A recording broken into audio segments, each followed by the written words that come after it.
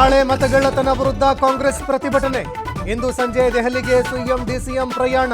ಸಿದ್ದರಾಮಯ್ಯ ಡಿಕೆಶಿ ಆಪ್ತರು ರಾಷ್ಟ್ರ ರಾಜಧಾನಿಗೆ ಭೇಟಿ.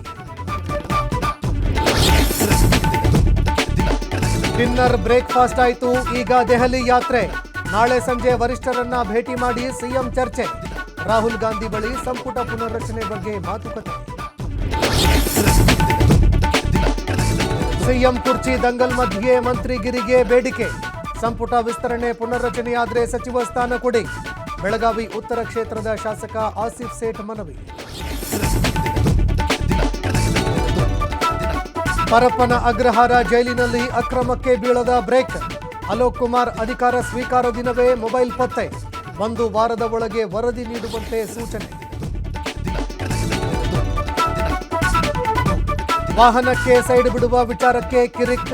ಯುವಕನಿಗೆ ಅವಾಚ್ಯ ಶಬ್ದಗಳಿಂದ ಯುವತಿಯರಿಂದ ಆವಾಜ್.